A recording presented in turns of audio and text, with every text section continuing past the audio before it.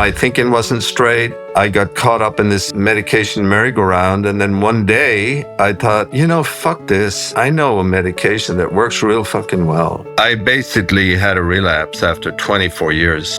I'm not into the character defect idea. Saying the word defective over and over, it's not helpful. Default is a better word because I default to that setting. I think we overfocus on defect and beat ourselves over the head with this program. Program's all about love, man, and we got to start with ourselves.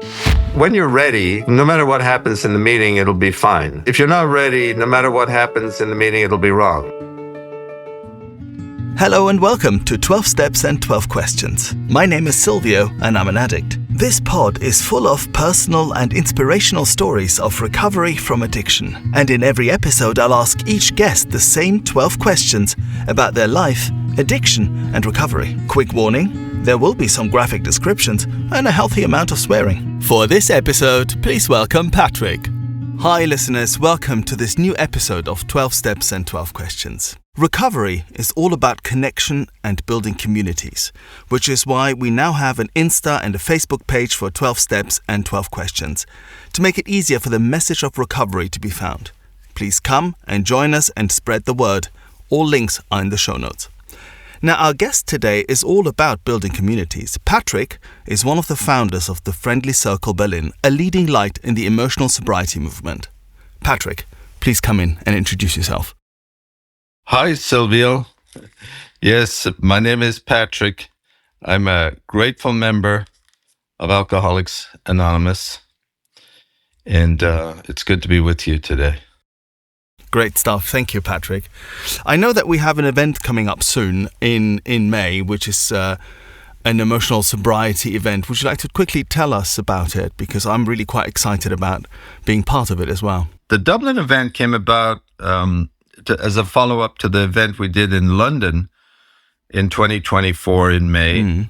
We did a live event in London, which was very successful because the focus of our group became emotional sobriety and other trauma-informed recovery pathways. That's how we stated. And we would bring in psychologists and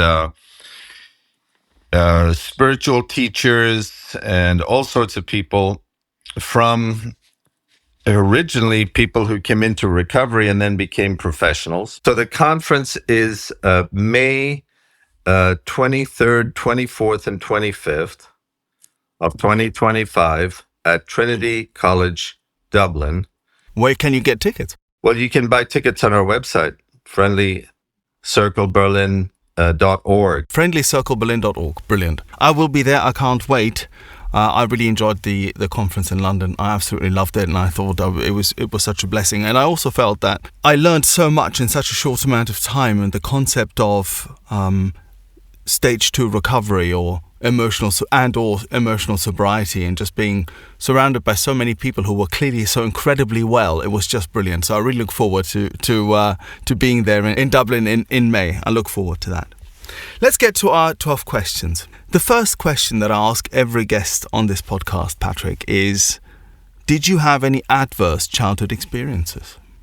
Okay, so great question to start with, Silvio. And of course, it's so pertinent, to so many of us in the rooms. And for myself, I grew up in a very loving and supportive family.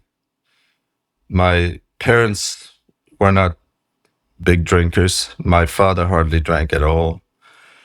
And they were two people who were quite obviously in love with each other, the way they treated each other. We could see that. I'm one of 11 children.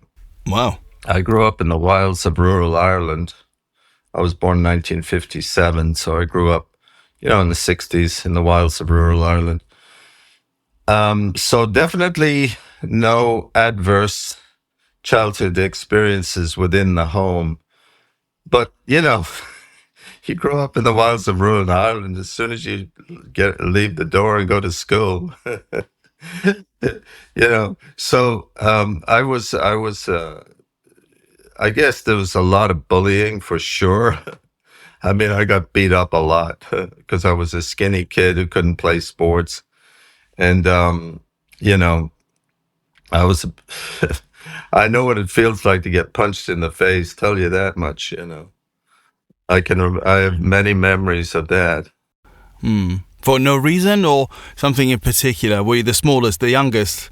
Well, boys will be boys. You know, you get a bunch of roughneck, mostly farmers' sons, you know, from rural Ireland together at school. You're going to have a lot of rough and tumble going on.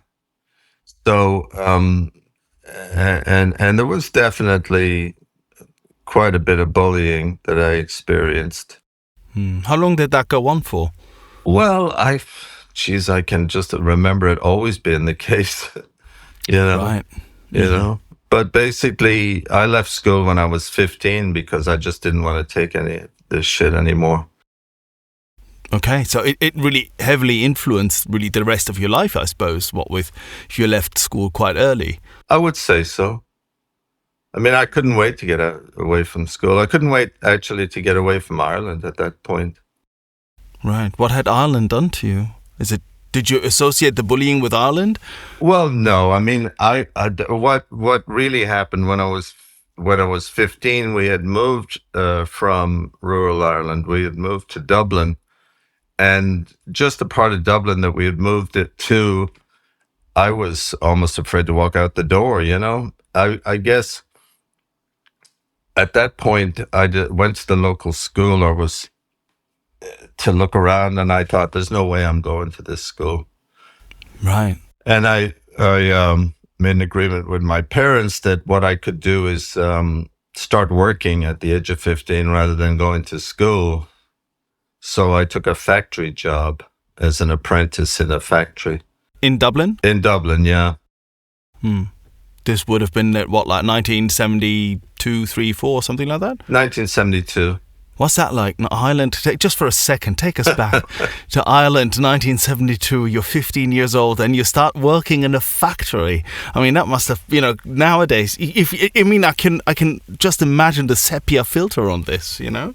Well, it was funny because I walked around that area where the factory was it was on Merchants Quay in Dublin. And, that area back then was so different. I mean, I walked around that area around it in a place called Stony Batter, and it's got these fancy little designer coffee shops, and it's all gentrified now. Yeah, well, it's totally changed. If there's anybody from Dublin listening, they'll know exactly what I'm talking about. But yeah, so it's night and day. I mean, it's yeah. And what was your experience like, though? I mean, let's also just for a second just circle back ever so slightly. I mean, you said you're one of 11 children. Yeah. So, which end of the spectrum were you at? Were you amongst the youngest or the oldest? I mean, how did you grow up with so many people at the same time? Well, I was the fourth eldest. Okay. Yeah, I have two older sisters and an older brother, and I was the fourth in line, and then the house started filling up. Did you feel jealous of all the others? I mean, how does it work? I mean, it's a very large dinner table, I'd imagine. Well, yeah, I guess one of the things I liked was the fact that we had this small farm in rural Ireland, so I could be out, even though my father wasn't a farmer. He was actually the local school teacher, but it wasn't a working farm. But at least I could go out and do chores and get out of the house. And I spent a lot of time, doing that.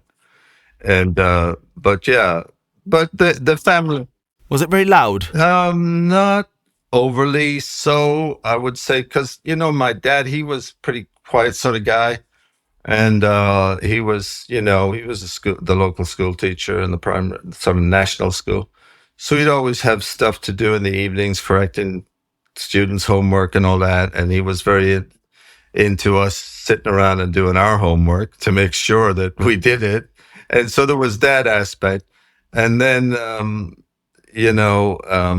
we had a lot of family rituals. Like, for instance, we were very Catholic.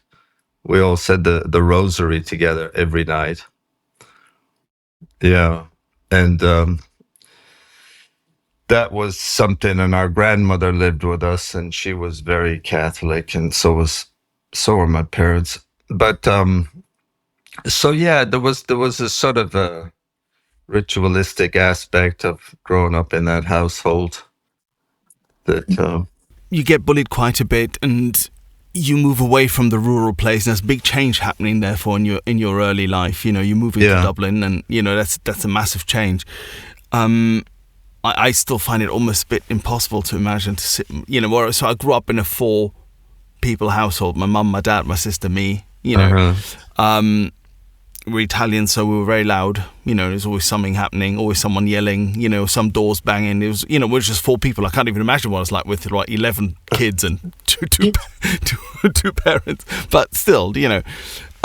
But you know, there's a big change happening around this time for you, and you starting to work in a factory because you didn't want to go back to school because you were being bullied. Now, our question 2 is, what did the moment you first got hooked or the fun times look like? My guess is, you can tell me if I'm getting this terribly wrong, that at some point around this time you started discovering alcohol and or drugs. Oh yes. So I really, it was around about the age of 13, at school when we first started. A bunch of us boys would get together and we'd chip in some money and we'd buy flagon bottles of cider, but it was alcoholic cider. And I loved the taste, okay, so it says in the big book, alcoholics, we drink because we like the effect produced by alcohol, basically. And I mean, no shit, Sherlock. I mean, that's that was, I like the effect, right? I Right mean, away. yes, definitely. And the it all of a sudden, where I'm getting beat up by all these kids, I can drink with them and somehow fit in. And but I was thinking about that question, when the first time um when the party started. Well, that was when I was 16 years old. I left Ireland, and I got a job, a living-in job that was advertised in the Shamrock Employment Agency on O'Connell Street, Dublin. She had these ads for living-in jobs in the UK, hotels, pubs, all that sort of thing. So I went in to see her, and she got me a job living in a pub in Essex. Wow. So she said, "You can go when you're 16." I was 15 when I went in to see her, but you'll need a note from your parents. And it was an apprenticeship, apparently. So anyway, as soon as I turned 16, like a couple of weeks later, I left home for this job in a pub in Buckhurst Hill in Essex, pub called the Bold Faced Stag. It's still there. Oh, right. Yeah. So anybody from Not much changes in Buckhurst Hill, apparently. no, but it's at that time there was a really fancy restaurant in it. It was one of those old pubs where it was a big building, and they had a restaurant, and then the big pub, and then a sort of a lounge bar, and which was the cocktail bar for the restaurant. And they had all these rooms upstairs, and I got a room sharing with another couple of fellas, and who were working there in the kitchen. Mm-hmm. And so I was an apprentice in the restaurant. And I would say when the party started was the first day I arrived there, because it was a Saturday and I was working in the restaurant. And on Saturday night, the owner used to sit around with us, all the staff, and we'd all have a big dinner and play poker. And it was my first night there, and my job was to get everybody drinks, including myself, and you could drink whatever you wanted. And So for a dream job for a budding alcoholic, yes. oh my God, I was off to the races, man. What did that look like? Were you a blackout drinker right away, or were you still did you have some breaks? So a little bit of the brake pad left there at that point? Oh, well, I'll tell you what happened. That first, I mean, I was going around getting everybody drinks, and everybody was sitting at this big round table, probably about 12 or 15 staff, and they're all playing poker. And then my job's to help this other guy bring everybody drinks and replace their drinks. And every time I go to the bar to mix drinks, and the barman was showing me how to mix drinks, and I'd have one for myself, and I was drinking wine, and I was drinking beer, and I was drinking Bacardi and Cokes, Oh, God. and I got shit-faced drunk. Yeah. And then the following morning, I didn't wake up to come down from my shift, and the owner came in, and he dragged me out of bed, and then he said, "You're late." And then I come down, and he handed me this little shot glass that had this brown looking liquid in it. And he said, "Take that, old chap," you know.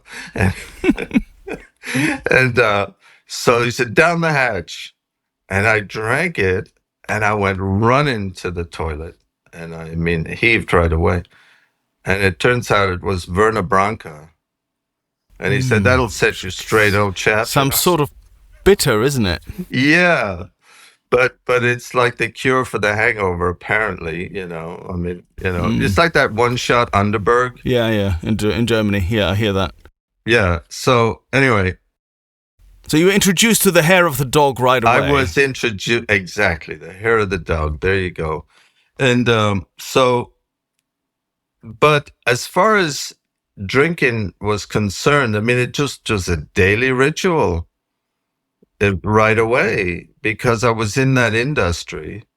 I mean, I remember we'd come down in the morning, we'd set up the dining room, and then we'd go off to get changed to come down from lunch. But before you go off to get changed, you could have your first shift drink of the day. Well, Like at 10 in the morning, you know. yeah. And you could have a drink, and you go into the bar, you could have a drink. When you finish the lunch shift, you could have your second shift, and these were allowed, you know. It always astounds me how alcoholics and addicts seem to find either jobs that help them at least hide their alcoholism and their addiction, or alternatively are actively supportive in that regard. I always think that that's really fascinating how that works out. So you had a job that essentially almost required you to drink. I would say so, yes, exactly. Yeah. And how did it progress from there? That didn't necessarily mean that you had to become an alcoholic, but it sounds like you were a budding alcoholic, as I said earlier. So I mean, it was the groundwork was done almost. Yeah, I mean, I became a daily drinker. Right. That was the beginning of my drinking career. But I was able to hold it together somehow. I was always a hard worker. I mean, I was very motivated as a teenager. I'd started reading self-help books and stuff like that. And I was really, really a motivated kid when I think about it. You know, I mean, I was reading all kinds of motivational books. Sure. So I had this plan for my life, you know, in my early teens. I mean, when I went there to London, I mean, I didn't have a pot to piss in. I came from a family that, you know, we were just barely surviving, but we managed to. And so I had started reading these motivational books when I was 15. I think that's what propelled me to leave Ireland, actually. And so, I mean, I was a daily drinker, but I was still able to show up for work, and I worked real hard, and I really, you know, was very determined at that age.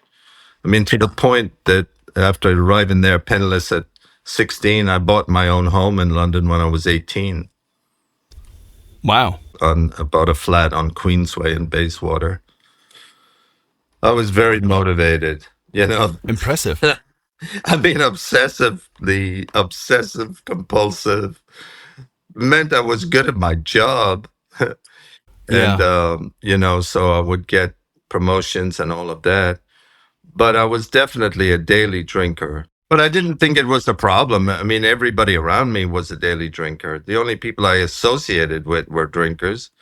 So I didn't see it as a problem at this stage. No. Sure. You obviously didn't think that there might be something at work here, that it is doing something for you that you can't do for yourself, type thing. No. No. The promises in the big book, right? So I love Joe and Charlie, and I used to listen to them all the time. And when they read the promises, they preface each one of them with when I take a drink. Right. Like when I take a drink, fear of people and of economic insecurity leaves me. Yes. When I take a drink, I intuitively know how to handle situations which used to baffle me. Yeah, absolutely. So that was my life. It's almost like the more I drank, the more motivated I got or something. They call it, they call it in England? Dutch courage or something, I need a few drinks, then I can do anything. So it was that kind of drinking. I mean, it's difficult to detect early on anyway. One, you could just be a hard drinker. Yes. Two, you are in a space and time framework, a context that would allow for this sort of drinking, and nobody would raise an eyebrow. Yeah. Why? There's nothing wrong here. Nothing to see here. Just keep on moving. Exactly. I know lots of guys like that, especially in the industry I was in. There's a guy, I've known him for years, and he's a big time drinker. He's been very successful in business. He can go out to restaurants and drink a $500 bottle of wine. And I was talking to him one time about it, and he said, well, you're an alcoholic. I'm just a heavy drinker, And I could stop if I had saying, well, do you think you could stop? He said, every January, but, whatever. That he's quite happily, that's the way he does it, It's difficult, I mean, in brackets here, I suppose, but it's difficult, one, to judge other people's experiences, and their level of alcoholism, right? Yeah. But I have met people like that, and at some point, not anymore, but in early recovery, certainly, as in the first few months or so, I was really just jealous of them, that they'd be able to just hold it together somehow and seem to be having all the fun as well, whereas I sort of, managed to run myself into the ground. Yeah, well, I held it together for a lot of years before I ran it into the ground. Well, a lot of years. I mean, not really. 16, I started really heavy like that. And then in my mid-20s, it started to become a serious problem. Which dovetails nicely with our question 3, which is, what were your worst consequences? And finally, your rock bottom. Now, obviously, there might be quite a large time frame here that we're talking about, but still, you said it became a problem in your mid-20s. How did that manifest, and then how did that progress to you coming into the rooms? I would say one of the things that helped move it along quickly was my heavy usage of speed and then cocaine. Right. And finally crack cocaine. How did that come about? You didn't wake up one morning with a pipe in your hand. No, I didn't. It came about through, well, first of all, like I said, I think I've always been a workaholic. So I was working very, very long hours. I had ended up in the nightclub business in the West End of London, and in Soho. And so in that environment, I started using speed, probably my late teens. And it was cheap, and it was easily accessible, and I seemed to be able to work around the clock and drink as much as I wanted and not get drunk. Yep, absolutely. And then bit by bit, there was a lot of cocaine going around in the early 80s, in the clubs especially, and I first got into cocaine just through, to me, I just thought, well, it's so friggin' expensive and speed's so cheap. Why would I spend all my money on this stuff until I got a taste of it, Then that was it, I was off to the races. And, so I started with cocaine, probably 1982, 83, sometime around there. And I would say that my everything accelerated. You know what I mean? Everything accelerated. And I'd had my own business in my early 20s. I'd, started my own business and was quite successful, still owned my own home and all of that. And, but it was around about 1985. That's when it just got out of control. And I decided, London's really the problem. I need to get away from here and get away from drugs. So I sold my flat that I had at the time in Soho. And I thought I need to get away from drugs, so I moved to New York. And yeah, because there's no drugs in New York, of course, famously. That's right.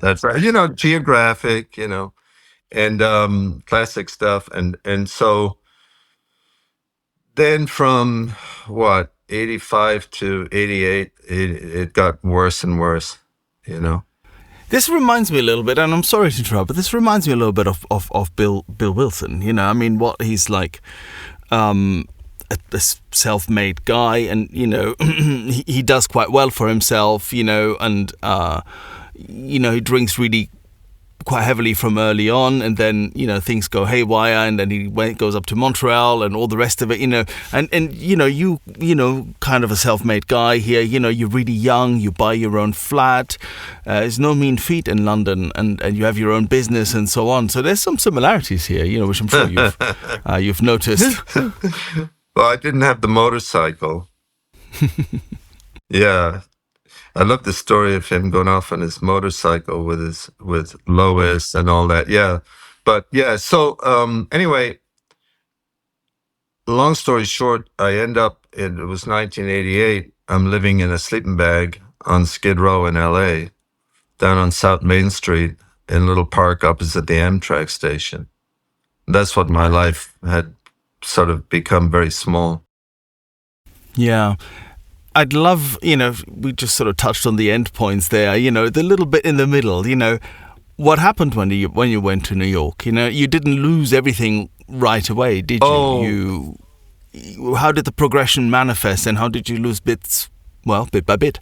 I arrived in New York in midwinter, and I decided, I was sitting in a bar in Manhattan, and I'm looking at a advertisement for Hawaii, and I thought, shit, this winter is getting to me. That looks great. And the following day, I got a ticket to Honolulu, and I got a job in the Hilton Hotel in Waikiki. And, over there in Hawaii, I mean, the drinking life, man, and locals, getting together with some of those locals, drinking sessions, and drugs and everything else. I mean, I fell into that sort of culture over there. And right, okay, so you didn't really stay in New York for all that long? No. And then I worked, I was probably 6 months out in Hawaii and working, and my drinking got out of control, though, over there, and drug use. How did that manifest? I mean, in dirty detail, really. When you say got out of control, what, you went on really long benders, or was it more of a case of you having a drink right away first thing in the morning? Oh, I had started morning drinks long before that. The 6 a.m. bars. Yeah, I loved the morning bars. and I was a bar drinker, really. So I would say it switched more from being a bar drinker to being a lone drinker, just drinking anytime. I just needed to have alcohol in my system, because I would start getting DTs if I didn't, Yeah. So you're shaking. Yeah, a lot of that. So there was definitely a progression, a physical progression. Can you remember the first time you were shaking and thinking to yourself, this isn't great, is it? Well, it got real bad in Hawaii, and I thought it was the heat was getting to me. Right. Oh, delusion. Right. Okay. It's just the heat. It's too damn hot here, Yeah. At the moment I drink, I cool down. Yeah, that makes a lot of sense. I mean, I remember waking up drunk, passing out on the beach. I wake up with third-degree burns, you know what I mean? So I was getting out of control. Yeah. And at some point, though, you realised it's not the heat and nothing else. It's really It's really Hawaii, and I need to go somewhere else. And so the next stop was New Orleans. And then the next stop after that was Miami. And then the next stop after that was Los Angeles. You're like a rock and roll band. Yeah, right. That was my tour. So, and then when I get to Los Angeles, now it's really out of control. And then, of course, I go down on Skid Row to look for a hotel because they were really cheap. You can rent them by the night on South Main Street. And then I would go look for these jobs that they pay cash daily. You know, I was not able to hold down a restaurant job anymore. And I was really good in that industry, but I just couldn't hold down the job. And so... How were you lying to yourself at this time? How were you lying to yourself to say, oh, I can turn this around? Or how do you know what I mean? When in that space, often we tell ourselves, not always, but mostly we tell ourselves lies, don't we? Oh, I can turn this around tomorrow if I wanted to. Or I'm just going through a bad patch. I've been really unlucky. I don't know. How were you lying to yourself? Well, I would constantly think if the circumstances were different, if I was in a different city, but that lie or that delusion started to wear thin, you know, because I remember what happened. It was after there was an earthquake in Los Angeles in early 90s? This was 93 or something? I'm trying to remember exactly. Sometimes it's hard to remember. That whole thing becomes a big blur. But I remember being in this hotel in Skid Row, and there was an earthquake, and I thought, I'm getting out of here, you know. First of all, we couldn't go back in the hotel. And I went to Greyhound Station, got a bus up to San Francisco. It was 1988, maybe early 89. I'd have to go back in my memory. But anyway, then I get to San Francisco, and I immediately, you know, this is when I thought, okay, I mean, I'd been always trying to stop. I never was able to stop for a day. I might be able to skip the morning drink, but by the afternoon, I'd need one.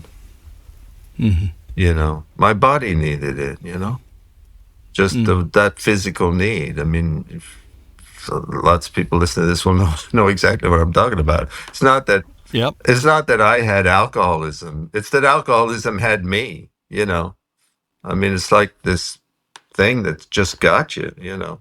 I couldn't not drink. I had to have something in my system by this stage. And when I came back up to San Francisco, of course, I thought, well, I'll get away from all this crack cocaine on the street in LA. And of course, I meet somebody who's a drug dealer right away. And all of a sudden, I'm in this, basically, he became my landlord too. And I was trying to get it together, and I'd gotten some shifts in a restaurant, and of course, drinking every day, cocaine every night, partying around the clock. And that's when I hit my bottom, was there in San Francisco in 1989. And that's when I went to AA.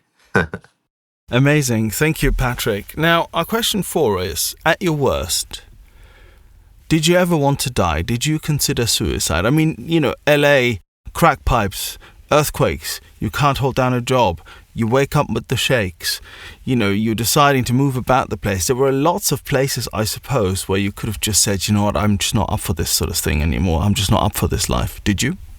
Did that ever come over you? Not during that period, interestingly. I had suicidal ideation when I was a 15-year-old. Definitely. There is a part in my story a little later on where there is a suicide attempt, a very serious suicide. It wasn't like I was.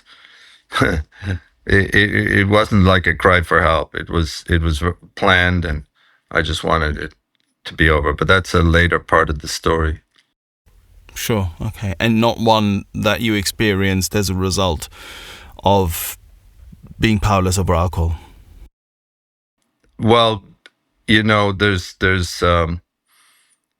a point in my story later on. I mean, I don't know if you want to skip to it now, but it was after a long period of sobriety where I hit a wall, and I just hit that point.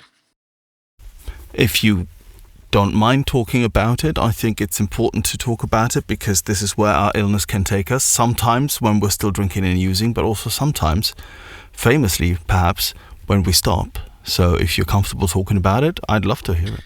If you're enjoying this podcast and would like other addicts and alcoholics to hear it, then please make the pesky AIs and algorithms work their 12th step. Hit like and subscribe. Yeah, well, first of all, when I went to AA in 1989 in San Francisco, I just loved AA from the very first meeting. So I'll start with that bit because I'd heard about AA. I kind of knew that it worked through a friend who I'd met in London years prior in the 70s. And I'd seen that guy living under the arches at Waterloo Station. Mets drinker, an Irish fella, Eddie. And I'd seen him get sober in AA. And he was always singing the praises of AA and telling me that I should go to AA with him, And I thought, well, geez, I'm not as bad as you. You're a friggin' Mets drinker, man. I have not drank methylated spirits, But I thought, well, maybe if I ever become a Mets drinker. But, but I did get to the point where I went to an AA meeting to check it out.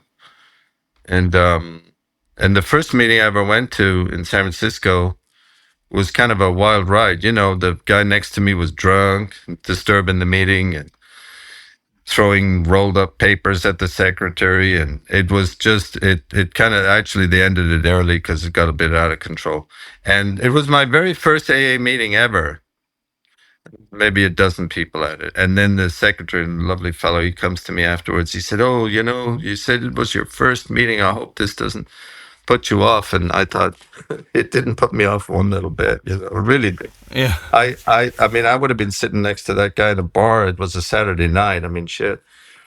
And so I kind of was taken by the fact that some woman's hugging this guy outside and he's crying on her shoulder. And she said, oh, keep coming back, honey. It'll be okay. And I thought, there was something sweet about it. I don't know. I felt it all. This total craziness, that we've all been in those meetings one way or another where, something like that happens and you think, my God, someone's going to rip that guy's head off. And then, before you know it, you go outside and they're all smoking fags and hugging and, and laughing. Yeah. So there was, that kind of attracted me, to be honest with you. Yeah, absolutely. Me too. Program of attraction, not promotion, but that did attract me. I've heard it's a guy said once in a meeting, it said, if you go to your first AA meeting and everything seems right, when you're ready, no matter what happens in the meeting, it'll be fine. If you're not ready, no matter what happens in the meeting, it'll be wrong. You know what I mean? Absolutely. So kind of like that. So you did the steps and so on in AA, I take it, and you got sober. Is that what happened next? Well, yeah. So the secretary came and talked to me. He said, "Here's a meeting list. There's a good meeting tomorrow night," and it was actually called Friendly Circle, and it's a beginners meeting. It's still around in San Francisco. It's an old meeting in San Francisco. They have a beginners meeting followed by a big meeting after it, a sort of 45-minute beginners meeting, and then the main meeting 15 minutes later, which is a format that I've seen used around the place, which is a good idea, Get the beginners in and then have the main meeting and all people coming in, looking sponsors willing to help out. It was very active kind of group like that. So I go there and I sit in the back row, introduce myself, and then some guys come over to me after the meeting, take me for coffee and one of them tells me he's going to be my sponsor and that let's meet tomorrow night and we'll go to another meeting. And I got a service commitment that first night. They said, well, next week you can be the greeter, show up 15 minutes early. And help us set up, and then we go out and greet people outside. And then the next meeting I went to on the Monday night was they needed a coffee maker, and so the guy who said he was my sponsor, who brought me to the meeting, came and brought me to the meeting. We met beforehand and had dinner, and he said, "Well, Patrick will be the coffee maker." So all of a sudden, my first week, I have 2 service commitments, and I think that's what kept me coming, because I had this thing of, well, if I've said, I got to show up, but I also liked I took to the meetings, and so I was going to a meeting every day. And for the first 7, 8 years, I don't think I missed a day of going to meetings.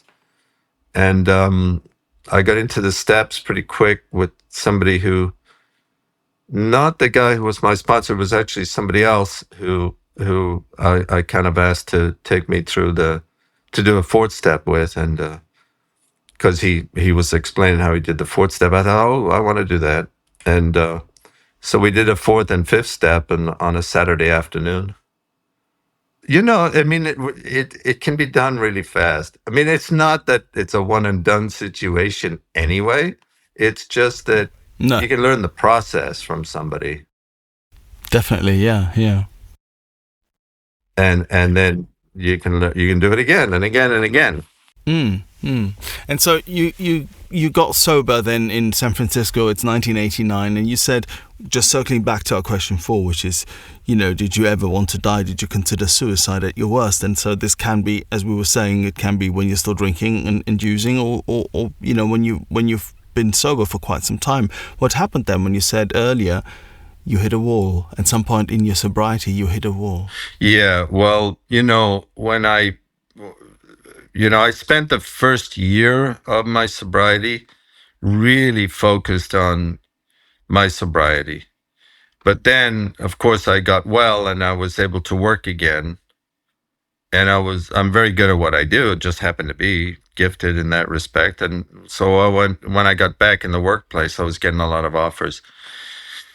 And I was offered a partnership in a company, and I got involved in that. And that really, like I said, the first 8 years at least, I was still very involved in meetings, but my life bit by bit got busy.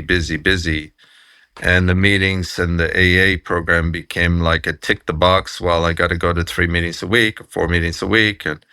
And every now and then when I go through a bad patch emotionally, I'd go to more meetings, get a couple of sponsees and work with them. That really helped, actually, having guys to work with, Yeah, absolutely. Yeah. And then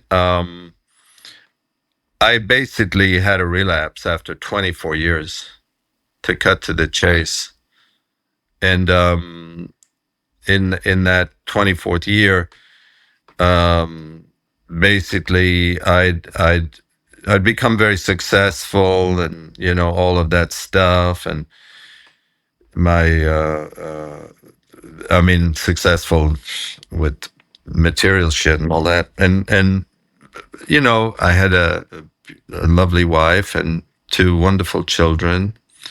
I got married to a wonderful woman who had two young children. I became their stepdad, and they were a real gift in my life. And but all of the pressures of life just became overwhelming. Like I said, definitely was a workaholic, and I was just doing so many things and had so many commitments. I became completely overwhelmed. I had basically what they call a nervous breakdown or a nervous breakthrough, whatever you want to call it. And I really lost it after 24 years. It was first through, it started with a lot of anxiety and not able to sleep. And it really started with medication.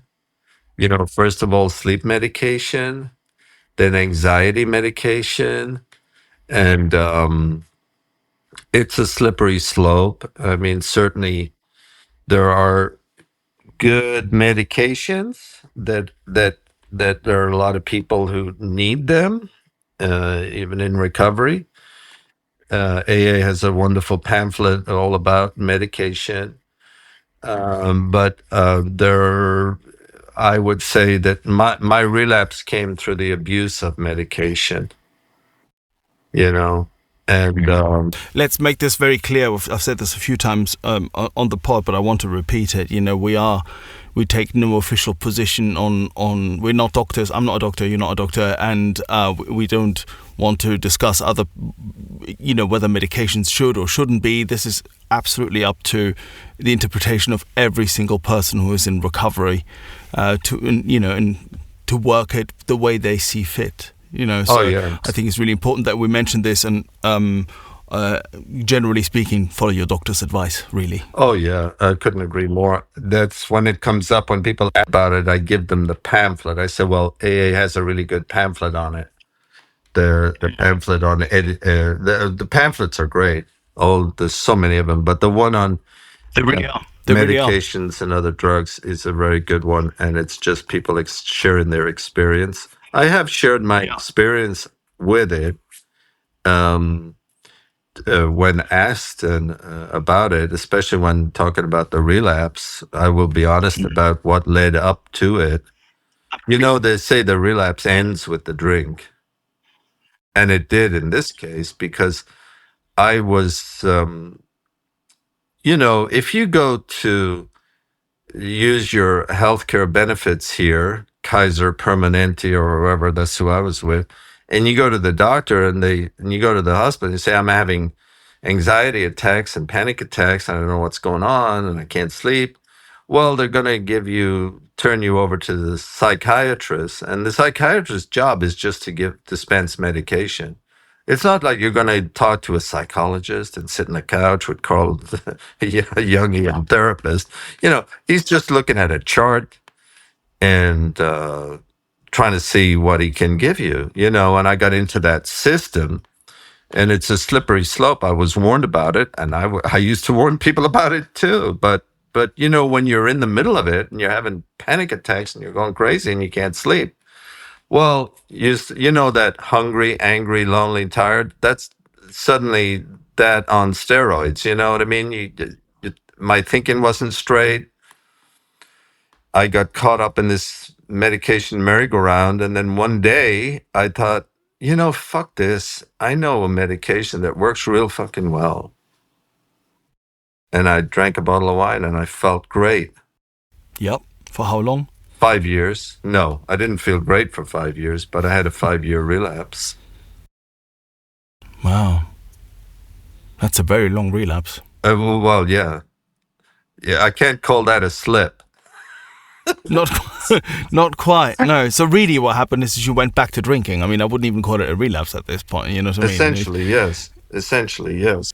You went back to drinking. Wow. And how did you justify it to yourself at that time? Oh, I didn't bother. Oh, wow. Okay. Mm-hmm. I don't think I was trying to justify it. I just thought, okay, well, this seems to work.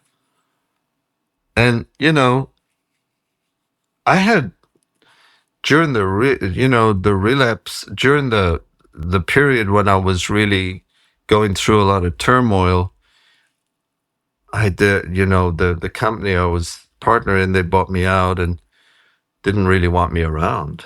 And that really hurt. That really hurt big time. I'd put in so much effort into that, you know, and far too much when I think about it, and given it too much importance in my life. But that really hurt. And so I felt like I was a failure. I felt terrible. And funny, when I started drinking again, I started another business. Again, you know, when I take a drink, you will intuitively know how to handle situations which used to baffle you. I mean, I don't know. This is just my experience, and this is what happened. Sure. So, but that, you know, those 5 years, they ended with you at some point returning to the rooms, but also with you not wanting to be around any longer. They ended really badly. Well, they ended in a good way because I ended up back in the rooms. What did your rock bottom look like then? Oh man, it was bad. It was like numerous visits to the emergency room. I mean, finally, you know, my dear wife, she couldn't take living with me. She'd met me sober, so thankfully, our children had, our daughter had grown up, and our son was away at college, so they knew what was going on, but I was just somebody who went off drinking on his own. I wasn't going around the house causing it was causing chaos, definitely, because it was especially for my wife, who just marries this sober man, and all of a sudden he's drunk every day, freaked her out. And so she wanted a divorce, which we went through. And that's what took me to Berlin. People say, what's the Berlin part of the story? How do you end up in Berlin? I said, I was drunk at the time, and I was there, and I decided to move there, bought myself a little flat there and all that. But, So another geographic. And then I had started this business that was running quite well in San Francisco. And I would go back and forth, And finally, though, it got out of control where I was in Germany. I didn't have health care, and I was really sick. I was very, very ill. I was having constant DTs, really seizures. And I had this, I was in bad shape. And it turns out I thought, I'm coughing up blood. I'm like really in bad shape. So anyway, I decided, I better go back to San Francisco. I went to San Francisco. I knew that if I went to the emergency room at San Francisco General, they would take me in. I'd been there before. And so I go to the emergency room at San Francisco General. They put me right on a gurney.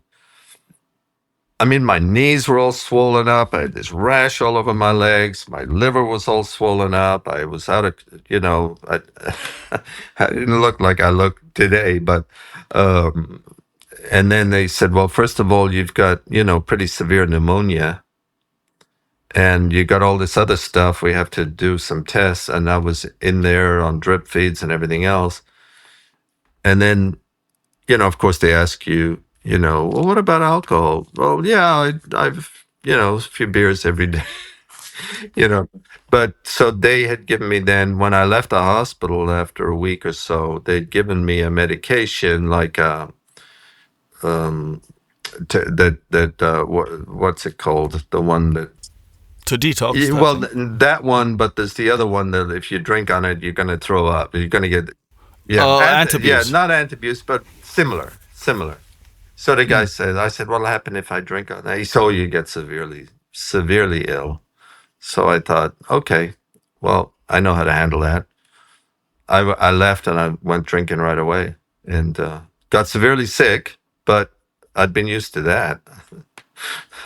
I thought, get this out of the way so I can start again. And that's really when I know, the physical torment of alcoholism set in. What they call end stage alcoholism, when there's no way I could stop. There was no way I could go through a day without a drink. I mean, no way. Severe. And this is after you've already had 24 years sobriety. Yeah, exactly. And knew the big book inside out and all that stuff. You got to be careful about knowledge, If we return slowly back to the questions, so our question 4 was, did you ever want to die? Did you consider suicide? This is what you meant, this time there where you meant that this is when you wanted to die, you didn't want to be around any longer. Well, yeah. Absolutely. Thank you, Patrick. Thank you for sharing. Question 5 is, What other methods did you try to get sober before finding the rooms? Now, you had ample time twice to try different methods, to stay sober. Did you try anything? Did you try to moderate? Did you, I don't know, try exercise? Well, when they brought out that triple distilled over charcoal vodka that doesn't give you a hangover, I thought maybe that'll work. And when you read more about alcoholism, taking a drink, not taking a drink, swearing off forever, with or without, all of that, but I couldn't go a day without a drink. There was no way. There's no point in trying, I suppose, once you're that far advanced. No. Our question 6 is, did you struggle when you came in with the word God? Now, you're coming from an Irish Catholic background. I come from an Italian Catholic background. I've often said on here that when I came in, I had a Catholic hangover. So there's a lot of the words that rubbed me the wrong way, the spiritual terms, to me, in hindsight, I realized that what rubbed me the wrong way was that I felt that I had to find a Christian God, the one that my mother taught me, if you will, right? So that I would have to find the same thing. And I think that is really what was in the way, and also hence why this question came about. So did you struggle with the word God, or did you take to it? Oh, I didn't struggle with it at all. I'd hear people talking about it and say, oh, God bless them, they need it, I mean, I had sort of given up on all that when I was probably around 12 years old. And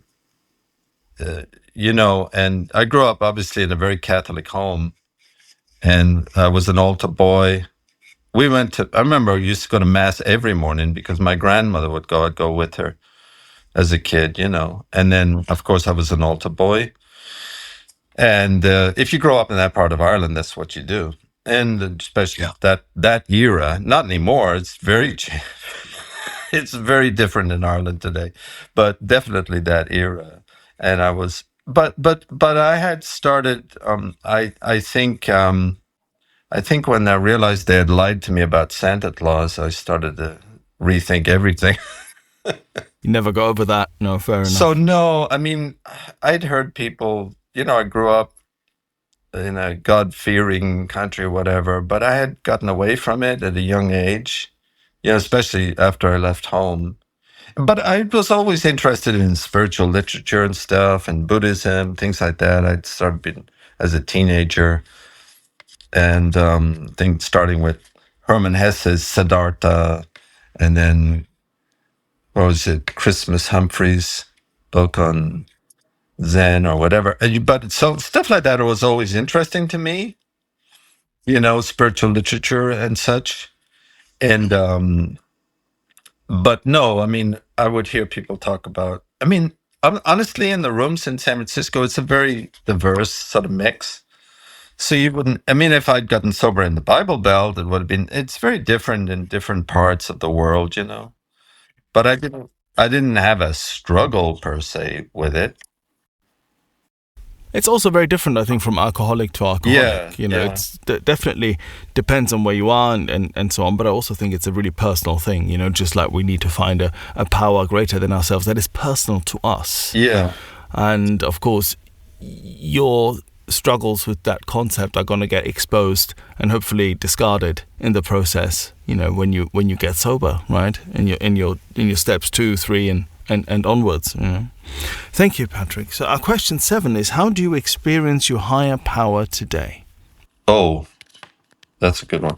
I would say in very ordinary moments, when the ordinary becomes the extraordinary. I was out for a walk this morning, and I just loved looking at the trees, I mean, I was just enjoying the air, the trees. Just I mean, if I can be in the moment and love that moment and enjoy that moment. I spend a lot of time in nature. I have a van. I travel a lot all around the Western United States at the moment where I am. And I love, actually, I have no problem being alone. So I've got Zoom, so I can suddenly just jump and be with 100 people. And then I can go back to looking for eagles or, I like to go out in nature a lot. And So yeah, so that to me is the more I can endeavor to be in the moment and present. That is a good experience of that. And through other people, sometimes there's some people I really enjoy their company, and like I look at them and think, wow, this guy's such a character, and so interesting and fun. And yeah, and enjoy being around them, you know what I mean? So that's just feeling comfortable in my own skin and the universe and around people, places, and things, right? I mean, where we struggled with people, places, and things for so long to suddenly feel at home in the world. I mean, hey, I'll take that for $1. Yeah, no, absolutely. That's really well said there. Thank you. Question 8. Which parts of the steps were the most difficult for you? Now, I'm assuming you've done the steps a few times. Well, yeah, I mean, I don't consider it done the steps because I think that for me, it seems like it's a living process, right? But I would say so the difficulty for me, obviously, you may well imagine, would be turning my will and my life over to the care of anything, because I was just such a self-willed person, which is nothing wrong with that. I mean, it's just that when it runs riot and rules my life and causes me all sorts of anxiety because I'm trying to run the show and everybody else's life at the same time, then it becomes a problem. Obviously, it became a problem for me in sobriety, which led to a relapse. And when I look at it, it's interesting. Yeah. Sorry, I interrupted. It's interesting, isn't it, that from an outside point of view, I suppose, people would look at you and go, this guy's admirable, but he's a doer, someone who takes matters in their own hands, makes something of themselves, and so on and so forth. So that's an admirable quality. But somehow we then cross from there into a territory where we start playing God, really. Yeah. And we try to, as you just said, run the show. And it's a fine line, I suppose, between being a doer and taking matters in your own hands and making something and enacting change on the one hand, and on the other hand, just absolute crazy, headless self-seeking, which is the other end of the spectrum. Yeah, I mean, that's, if you want to know what I struggled with, it was that. I mean, step 3, step 7, step 6 and 7, and so on, just letting go, letting God, or letting higher power, greater power, whatever you want to call it.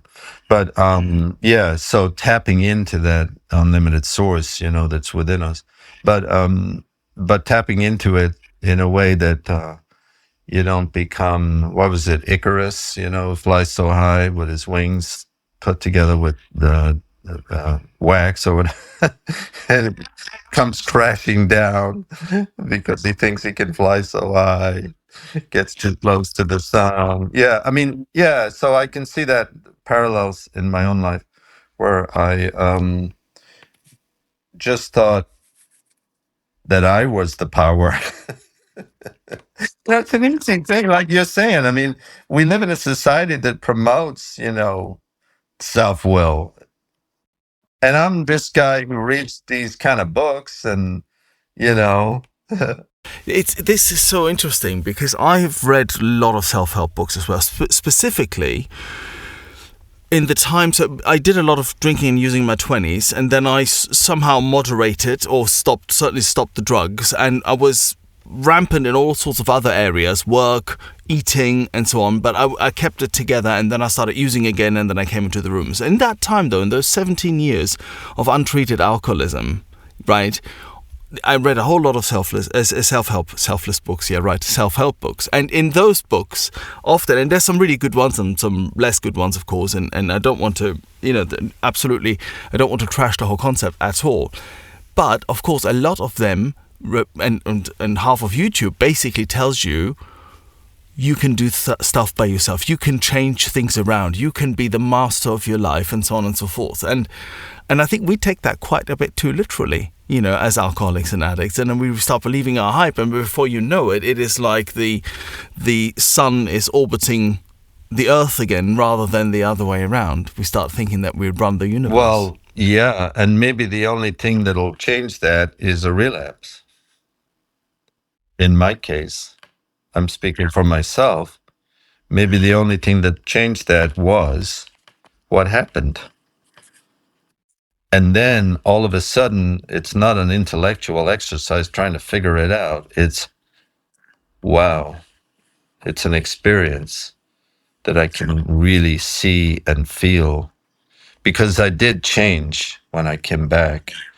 And sometimes the change, it's like they talk about being it's in the book where sort of between 9 and 10, where they talk about being in a position of neutrality, and it says something to the effect, I can't remember the exact words. I think it's that he says we get there without any thought or effort on our own part. See, I thought it was all about thought and effort. I thought it was my effort that's going to get me there. Well, my effort doesn't, I'm not the dispenser of grace, you know what I mean? No, not quite. Yeah. They say they're for the grace of God go I. They say stuff like that. And surely, I thought, well, if I do this step perfectly, I see people now who have all sorts of ways of doing steps with apps and, Excel spreadsheets, and that it seems to me is about management. It's a management exercise. Maybe what about unmanageability? Oh, there's all sorts of conundrums and paradox and God knows what about living this life, right? But they're the great teachers. The great teacher is alcohol itself, in my case. Now, I suppose this is the first time I'll do this, but I suppose I can answer at least in part your question 9, which is which character defects give you most trouble, and that would probably be self-seeking to start with. Well, yeah. I mean, first of all, I'm not into the character defect idea. Never was, actually. It just seems like saying that we're defective over and over is not helpful. For me, that's just my perspective on it. Character default is a better word, because that's what it is. I default to that setting. I make up my own setting. I decide what the setting's going to be, and I default to it, right? I don't see that as, I think we overfocus on defects and all that stuff and beat ourselves over the head with this program. The program's all about love, man, and we got to start with ourselves, a bit of self-compassion instead of, anyway, that's just my, I'm going to get off my soapbox now, but that's just my take on that. I think, just coming from it in a way of understanding myself and cop into the fact that it doesn't really work very well is a good idea, rather than say, oh, I'm defective and only God can change it and please help. Yeah. I mean, look, I'm not trying to, whatever way people see it is up to them. That's just how I see it. I just, Sure. I just don't focus on, I just try to analyze it and see what's going on. And I mean, look, what happened to me, it's obvious that it didn't work. Whatever I was doing didn't, it's like they say, well, how's that working for you? Yeah. Well. Obviously it didn't work very well, Patrick. So now, but I had to learn from getting beat, Absolutely. I heard about the character default rather than defect from at your conference, or the conference you organised in London. Yeah, with Dr. Alan Berger, who was speaking about this, and it rang. I found it rang quite true for me, because I'm. Character defect sounds, he said it sounds blamey and shamey, and I sort of tend to agree with that, but it's personal to everybody, and everybody needs to interpret the book and the steps in their own way. They are broad enough for everybody to fit under that umbrella, right? And if you'd rather call it default than defect, then I think that that's a really valid thing to do, but for myself, obviously, I do need to look after those things that I do that are unhelpful behaviors for me, whether I call them one way or another, and that's my step 6 and 7. But I think that it's not a bad call at all to give it a different name if that makes you feel better. I mean, interestingly, and certainly also not a call for us to feel bad about ourselves or hit ourselves over the head again, because then we're just back in alcoholism, really, right? If I'm so defective, this is terrible. It's just the other end of the stick. Yeah, we might be taking ourselves too seriously. Interesting, but to each their own, of course, and whatever works for you is good for us. Our question 10: what is the best thing recovery has given you? Sitting here with you right now. I mean, I'm not looking for some big prize or something that is given me. I would say just every day, just feeling comfortable in my own skin, and feeling comfortable around people, places, and things. I mean, just being, what is recovery? It's just living life on life's terms and being able to sort of, understanding how to deal with difficulties that come up. I mean, there are so many things I could point to here, but I would say, it's changed over time too. If you'd asked me that question after I was 2 years sober, I would have probably pointed to a lot of material stuff and job and this and that, which is fine. We change. We go through different periods of our lives. I mean, I'm 67 now. I'm not,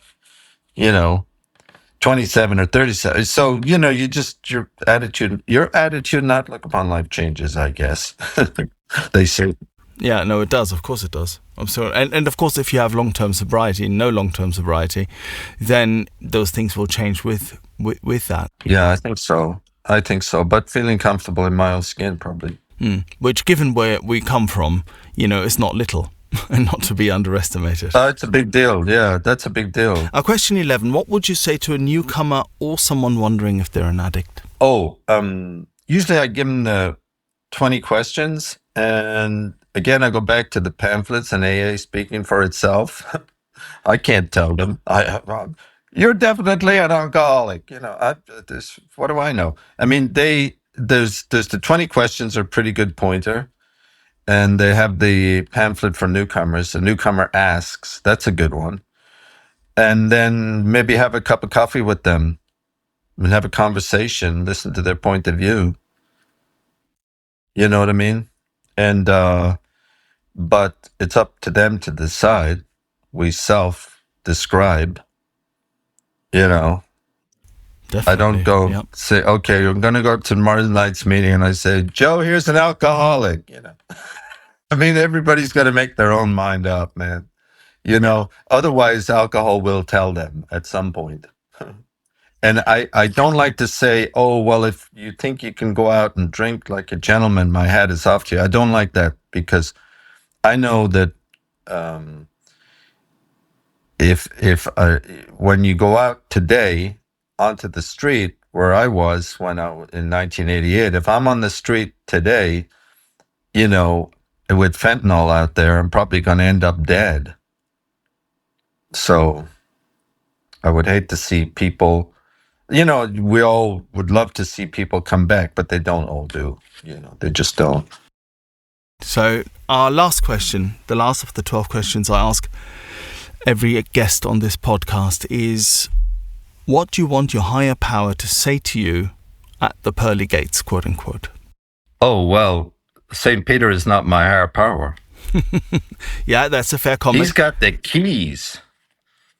I mean, you got to remember, I grew up I know who's in charge up there. Right, okay. Yeah, I had this conversation with my granny probably when I was 10 years old about how do you deal with St. Peter at the gate, because he's the key man. Yeah, so St. Peter's the one at the pearly gates, and as the story goes, and you do have an option. You can negotiate. I figured this out when I was about 10. Like I said, you can go there's purgatory. You know about purgatory, right? It's where the word purge comes from, you know. So you can go there and you can purge all and it's your soul that's at the gate. It's not your body anyway. This is a long-winded answer. I've been trying to get out of the question, but you know, because I don't know about maybe if there are gates, man, I'll be shocked. Like, All right, give us your negotiation tactic then. Go on. well, I'd be talking to myself because my understanding of the power is something deep down within. That's the understanding also from the book. But I mean, look, if I get to that point and I'm still sober and living the sober life, then hopefully all will be good in the here and hereafter. You know, I do sort of, I learned from the two-way prayer people and all of that how to ask for guidance and listen for the answer. I don't really hear voice or anything, but I do find it helpful to put out what I'm going through and wait for some kind of response that comes, a sort of an intuition. But I don't know if this answers your question. But yeah, I'm not sure. It's a valid answer. You're not sure. It's a really valid answer, especially with a question that is open to all kinds of interpretations, you know, like this one. So no, that is a valid answer. Patrick, it's been really, really great. You've taken me and our listeners, you've taken us through sort of quite a rock and roll tour, you know, different countries and conditions and, you know, up and down the ladder and, you know, round and round the globe. It's been really cool, man. Thank you so much for being my guest on 12 Steps and 12 Questions. Well, it's good to be still here after all that. You know what I mean? So I'm just very grateful for that. I mean, what are the chances? You know, it's unfortunate that this disease takes so many of us, you know, and I've seen lost friends in the program over the years. I've seen people die of this disease. It's really, you know, I'm very, very grateful to still be here and be able to enjoy our conversation. So thank you, Silvio. We've come to the end of this episode. Thank you for listening. If you've enjoyed it and would like other addicts and alcoholics to hear it, then please make the pesky AIs and algorithms work their 12th step. Hit like and subscribe. While this pod is based on the 12-Step Recovery Program, it's not officially affiliated with any 12-Step Fellowship. 12 Steps and 12 Questions is not substance or behavior specific, it's fully self-supporting and not-for-profit. And you know this next bit. It's not allied with any sect, denomination, politics, organization or institution. It does not wish to engage in any controversy, and it neither endorses nor opposes any causes.